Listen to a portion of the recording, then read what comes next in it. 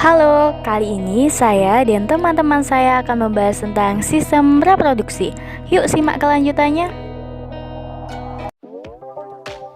Assalamualaikum warahmatullahi wabarakatuh. Perkenalkan, nama saya Wulan Ramadhani dari kelas 11 IPA 3 absen 34. Di sini saya akan menjelaskan tentang organ reproduksi laki-laki, bagian serta fungsinya. Yang pertama yaitu penis. Penis berfungsi sebagai saluran kemih atau urin sekaligus tempat keluarnya sperma. Yang kedua yaitu skrotum. Skrotum berperan untuk menjaga suhu testis agar sesuai untuk memproduksi sperma. Pada skrotum terdapat 2 buah testis. Yang ketiga yaitu testis. Testis adalah alat kelamin bagian dalam. Fungsinya adalah untuk memproduksi sperma dan hormon testosteron. Yang keempat adalah epididymis. Epididymis merupakan saluran yang keluar dari testis. Fungsinya adalah sebagai tempat penyimpanan sperma sementara. Yang kelima adalah saluran uretra. Saluran uretra berfungsi sebagai saluran keluarnya sperma dan urin. Yang keenam adalah vesikula seminalis. Vesikula seminalis berfungsi memproduksi dan menyimpan air mani untuk kualitas sperma. Yang ketujuh, kelenjar prostat. Kelenjar prostat fungsinya menghasilkan cairan yang bersifat basah. Dan yang terakhir adalah kelenjar Cooper. Fungsinya untuk melindungi sperma dengan cara menetralkan urin yang memiliki pH asam yang tersisa dalam uretra. Demikian yang dapat saya sampaikan. Materi selanjutnya akan disampaikan oleh teman saya. Membahas tentang organ reproduksi pada wanita. Organ reproduksi ini dibagi menjadi 2 bagian. Ada organ reproduksi bagian dalam dan organ reproduksi bagian luar. Organ reproduksi bagian dalam ini satu ada ovarium atau indung telur. Dia sebagai pembentukan ovum dan penghasil hormon estrogen dan juga progesteron. Folikel tempat pembentukan ovum dia akan berubah menjadi corpus luteum dan organ inilah yang akan memproduksi hormon progesteron dan juga hormon estrogen pada saat terjadinya implantasi embrio sehingga dinding rahim akan menebal. 2. Ada tuba fallopi atau oviduct berbentuk seperti saluran yang masing-masing membentang dari ujung kanan dan ujung kiri atas rahim ke ujung ovarium. Fungsinya sebagai proses pembuahan sel sperma dan juga sel telur. Ada juga untuk menyalurkan ovum yang telah matang pada bagian ovarium itu tadi. Pada pangkal oviduct ini terdapat yang namanya infundibulum atau fimbriae untuk menangkap ovum yang kemudian disalurkan ke tuba fallopi. 3. Ada uterus atau rahim, bentuknya berongga dan menyerupai buah bir. Fungsinya sebagai tempat berkembangnya zigot. 4. Ada dinding rahim atau endometrium, dia banyak sekali mengandung pembuluh darah dan juga lendir. Dinding rahim ini akan menebal pada saat terjadinya siklus men dan juga saat ovulasi. 5. Ada serviks, dia bentuknya seperti tabung yang terletak di antara uterus dan juga vagina. Dia akan memproduksi lendir dan sifatnya fleksibel sehingga dia dapat meregang dan kembali ke posisi semulanya untuk membantu proses persalinan. Dan yang terakhir ada vagina, jalan keluarnya pada proses melahirkan dan juga tempat masuknya penis. Selanjutnya saya akan membahas tentang organ reproduksi wanita pada bagian luar, yaitu organ vulva. Nah, di vulva ini terdapat beberapa bagian. 1. Ada mons pubis, yaitu jaringan lemak dan biasanya ditumbuhi rambut. Perannya sebagai sensualitas dan melindungi simfisis pubis pada saat berhubungan. 2. Ada labia. Labia dibagi menjadi 2. Ada labia major, terletak di bagian luar dan biasanya ditumbuhi rambut pada saat kita pubertas. 2. Ada labia minor. Dia disebut sebagai bibir kemaluan dan dia tidak ditumbuhi rambut.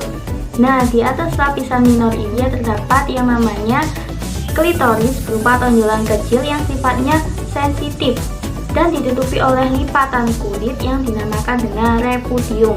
Di vulva ini terdapat beberapa lubang. 1. Ada lubang vagina, yaitu sebagai tempat pintu masuk dan keluarnya penis pada saat berhubungan, dan dia dilapisi oleh selaput darah. 2. Ada lubang uretra, yaitu tempat keluarnya urin pada kandung kemih. 3. Ada saluran anus, tempat keluarnya pesek. Saya Dainur Aini, saya akan menjelaskan tentang siklus menstruasi. Sebelum itu, saya akan sedikit menjelaskan tentang apa itu menstruasi. Jadi, menstruasi adalah keluarnya darah dari vagina perempuan yang telah melewati masa pubertas. Sedangkan siklus menstruasi adalah rangkaian perubahan yang terjadi secara alamiah dan berulang pada sistem reproduksi perempuan. Dalam siklus menstruasi terdapat 4 fase, yaitu fase menstruasi, fase folikular atau folikel, fase ovulasi, dan fase luteal. Yang pertama yaitu fase menstruasi. Fase ini dimulai ketika sel telur yang dikeluarkan oleh ovarium tidak dibuahi. Hal ini membuat kadar hormon estrogen dan progesteron menurun, sehingga menyebabkan lapisan rahim yang sebelumnya menebal dan berisi darah meluruh dan keluar melalui vagina. Yang kedua yaitu fase folikuler atau folikel. Fase ini dimulai sejak hari pertama menstruasi. Didorong oleh kelenjar hipotalamus, kelenjar hipofisis akan melepaskan hormon perangsang folikel atau FSH.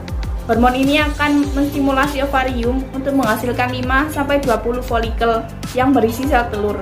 Tetapi biasanya hanya terdapat 1 folikel yang disimpan, sementara sisa folikel yang lainnya akan memudar dan kembali diserap oleh tubuh. Pertumbuhan folikel merangsang lapisan rahim atau endometrium untuk menebal. Penebalan tersebut dikarenakan sel telur siap untuk dibuahi. Yang ketiga yaitu fase ovulasi. Ovulasi merupakan proses ketika ovarium melepaskan 1 sel telur yang sudah matang. Sel telur tersebut disalurkan ke tuba falopi menuju rahim oleh gelombang proyeksi kecil seperti rambut. Masa hidup telur tersebut biasanya hanya sekitar 24 jam. Yang keempat yaitu fase luteal. Selama masa ovulasi, sel telur akan keluar dari folikelnya. Saat sel telur keluar dari folikelnya, bentuknya berubah menjadi korpus luteum. Struktur ini mulai melepaskan hormon estrogen dan progesteron. Korpus luteum terus menghasilkan hormon progesteron yang dibutuhkan untuk mempertahankan lapisan rahim yang menebal. Jika tidak terjadi kehamilan, maka terjadi penurunan hormon progesteron yang menyebabkan lapisan rahim yang sebelumnya menebal akan meluruh. Untuk materi selanjutnya akan dijelaskan oleh teman saya. Kali ini kita akan membahas tentang fertilisasi, kehamilan, kelahiran, dan ASI. Sebelumnya kita telah membahas menstruasi. Menstruasi adalah keadaan di mana sel telur berada di dalam tuba falopi dan tidak dibuahi oleh sel sperma. Apa yang terjadi jika sel telur dibuahi oleh sel sperma? Sel telur yang dihasilkan oleh ovarium keluar dan ditangkap fimbriae, kemudian menuju tuba falopi. Lalu jutaan sperma yang dihasilkan dari ejakulasi masuk ke saluran reproduksi perempuan. Apabila sel sperma masuk ke saluran reproduksi perempuan, akan menuju sel telur. Disitulah terjadi proses fertilisasi. Sel sperma bergerak menuju tuba falopi untuk mencari sel telur yang matang dan siap untuk dibuahi. Dari jutaan sperma yang dihasilkan, hanya beberapa yang bertahan hidup dan mencapai indung telur, dan hanya 1 yang dapat membuahi ke dinding telur. Di dalam dinding sel telur, sel sperma melakukan penetrasi kemudian mengkombinasikan materi genetiknya dengan sel telur dalam proses yang disebut pembuahan hingga menghasilkan zigot. Zigot yang terbentuk setelah terjadinya fertilisasi akan mengalami pembelahan. Pembelahan tersebut akhirnya akan merubah zigot menjadi embrio yang akan menuju rahim dan tertanam di endometrium. Dalam keadaan ini, perempuan akan mengalami kehamilan. Kehamilan atau mengandung. Perkembangan embrio di dalam kandungan mengalami 3 tahap. Kita menyebutnya trimester atau setiap 3 bulan sekali. Yang pertama yaitu embrio memiliki bakal tulang belakang, otak, dan sumsum tulang belakang mulai terbentuk. Pada kondisi ini, janin akan rentan terhadap radiasi, obat-obatan, dan alkohol. Oleh karena itu, ibu hamil harus memiliki nutrisi yang baik dan menghindari rokok, obat-obatan, dan alkohol. Pada proses yang kedua, pada usia tersebut, plasenta telah menghasilkan banyak progesteron untuk menjaga proses kehamilan. Perkembangan utama janin yaitu pembesaran, ukuran, dan perbaikan struktur menjadi detail, seperti tangan mulai tampak jelas, permukaan kulit pun mulai ditumbuhi rambut. Pada proses yang ketiga yaitu sistem sirkulasi dan respirasi mengalami perubahan yang memungkinkan untuk bernafas di dalam lingkungan luar. Terjadi pertumbuhan ukuran janin yang sangat besar untuk mendapatkan kekuatan menghadapi hidup di lingkungan luar. Pada usia 9 bulan 10 hari, bayi sudah siap untuk lahir. Pada dasarnya ada 3 tahap proses kelahiran. Tahap pertama yaitu pembukaan atau pelebaran serviks secara bertahap. Pembukaan ini cukup lebar sehingga memungkinkan kepala bayi melewatinya. Pelebaran serviks dirangsang oleh hormon relaksin yang dilepaskan oleh plasenta.